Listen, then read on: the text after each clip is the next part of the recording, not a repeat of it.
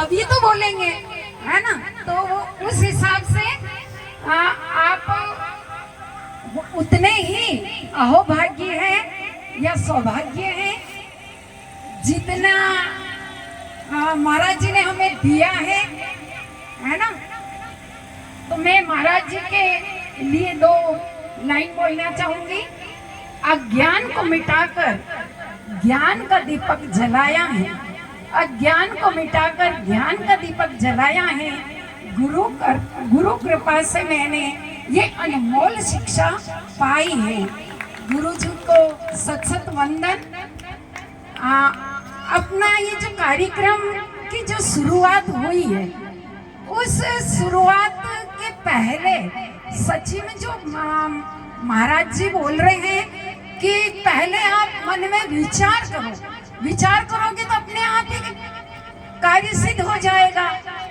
तो मैं हमारे मौसा जी की डेथ हो गई थी, तब हम लोगों सब जने मिलके नावघाट, हमारी वो बैठक टीयर में रहती है, तो हम लोग वहाँ गए थे। तो हम सब बैठे, तो बैठे बैठे मेरे मन में ये विचार आया कि भाई हमारा ये राव कॉलोनी गार्डन है, यहाँ पर शोक सभा ज्यादा होती है, खुशी कम होती है। तो जब भी होए उठावना ही होए, बाकी प्रसादी वगैरह बहुत ही कम निमित्त की होती है। तो क्यों ना यहाँ पर या तो नवचंडी पाठ या फिर महामृत्युंजय पाठ जो भी हो बन पड़े वो अगर करें, तो पहली जो अपन सलाह लेते हैं वो बुजुर्ग से, बुजुर्ग बिना अपना कुछ भी नहीं चलता है। तो मैंने मेरे मामा श्री से पूछा कि मामा जी मेरे ये बैठे बैठे ये विचार आया है कि क्या अपन कोई नवचंडी पाठ कराएं। तो मामा जी ने कहा है कि देखो अपना ये जो शापित भूमि है, 100 साल पहले जो श्राप मिला है इस भूमि को, तो अपन अगर महामृत्युंजय कराएं तो कैसा रहेगा। मैंने कहा ठीक है, मैं पूछ लेती हूँ महाराज जो भी करते हैं। तो मैंने नेमिस भैया से पूछा कि भाई देखो हम नवचंडी पाठ भी कराना चाह रहे हैं और महामृत्युंजय, तो हमें खर्चा, क्योंकि खर्चा तो दिमाग में पहले आता है कि अपने बजट में है कि नहीं है। तो मैं है ना, फिर वहाँ पूछने के बाद उन्होंने कहा कि चलो ये, फिर मैं वापस मौसी जी के पास गई। तो मौसी जी ये बात है, उन्होंने भी भाई अपने कहा कि हाँ ठीक है, क्योंकि मैं 2-4 जनों से, मुझे भी तो ऑक्सीजन चाहिए, मुझे भी तो थोड़ी ताकत चाहिए कि पीछे से कोई सपोर्ट करे तो मैं आगे बढ़ूं। तो उन्होंने भी हाँ कर दिया। मैंने कहा चलो ठीक है। फिर हमारी एक सखी सहेली जो चलती है महीने में एक बार, तो मैंने लेके टीना को कहा कि टीना मुझे ये विचार आया कि बजट है ज़्यादा और अभी अभी अपन ने खर्चा किया, सब कुछ किया, तो मैं ये सोच रही हूँ कि क्या सखी सहेली में से कोई बजट थोड़ा बहुत मिल सके। तो टीना ने कहा ठीक है, सिलाई दी संडे को अपनी किटी है, उसमें बात करें, अगर मिल जाता हो। मैंने कहा बाकी तो मैं ले आऊंगी, अगर थोड़ा बजट अपना होगा तो अपन आराम से कहेंगे भाई हमारी सखी सहेली इतना दे रही है तो दूसरे भी दो।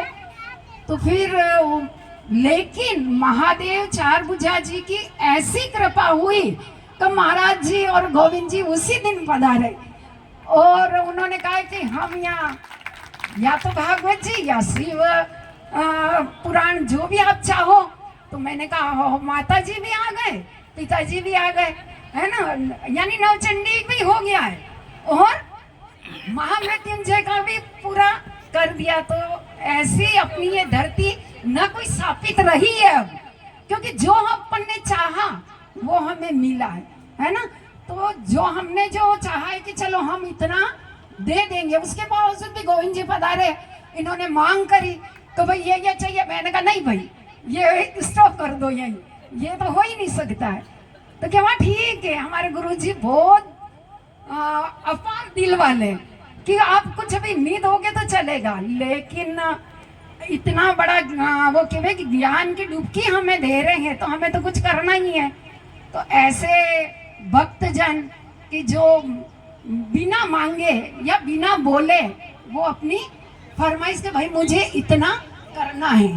तो मैंने जो अपने जो दान दाता है जो आपके वर्धन कर फाउंडेशन में जमा करने चाहते, वो हमारा बजट अलग है, प्रसादी का अनुभव तो अलग है, लेकिन इस फाउंडेशन में जमा करने के लिए जिन जिन दानदाताओं ने नाम दिए, मैं उनके नाम बोल रही हूँ। सबसे पहले तो देव किशन जी राव अम्बापोल, इन्होंने 5001 रुपए फाउंडेशन में दिए।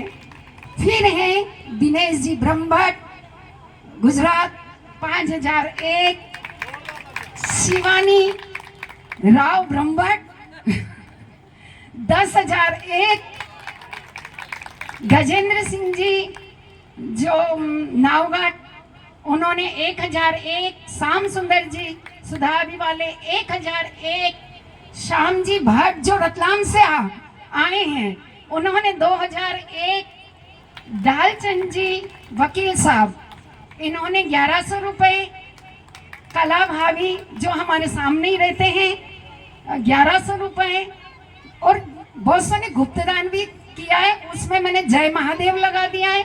जय महादेव 201, हरे कृष्णा 501, सीता जिया 1001, परवीन नागर 501, चंद्रकला जिया 521, जय महादेव 151, जय महादेव 5100, जय महादेव 5100।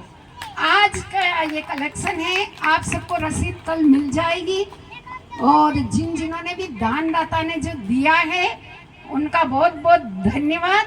और मैं चाहती हूँ कि फाउंडेशन के लिए, क्योंकि ये पैसा बच्चों की पढ़ाई के लिए और जो लावारिस गाय हैं उनकी सेवा के लिए, तो हमें ये जो दान है लावारिस लोगों के अंतिम संस्कार के लिए और लावारिस लोगों के अंतिम संस्कार के लिए भी ये है, तो हमें ये वाला जो दान है, हमें जितना सामर्थ्य है उससे तो मैं चाहूंगी ज्यादा करो, क्योंकि महादेव को अपन 10 देंगे तो वो 100 रिटर्न में देगा।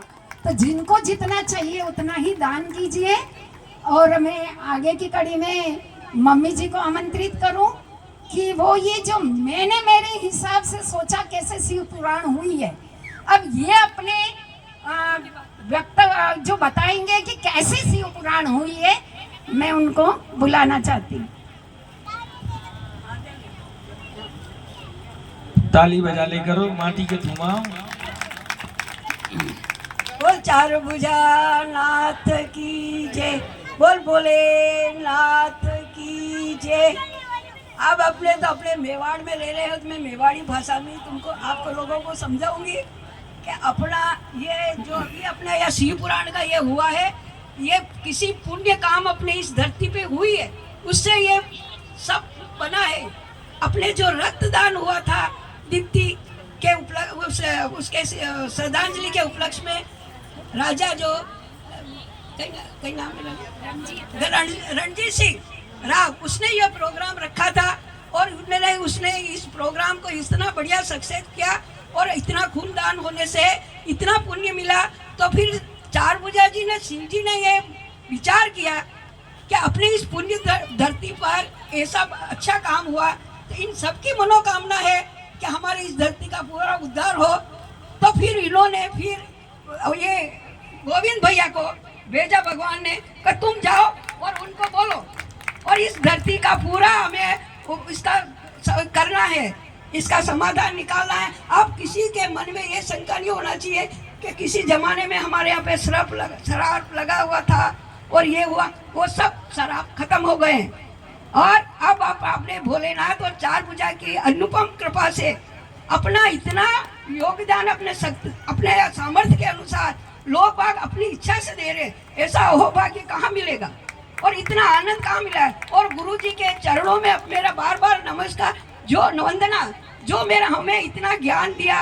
कथा तो हम रोज सुनते हैं, रोज सुन रहे हैं, और जो बारीकी से आपने सुनाया हमें और बारीक से हमें समझाया, आपको सत वंदन और मेरी सभी माताओं बहनों और मेरी समाज के और आप भक्तों की तरफ से आपके चरणों में नमन।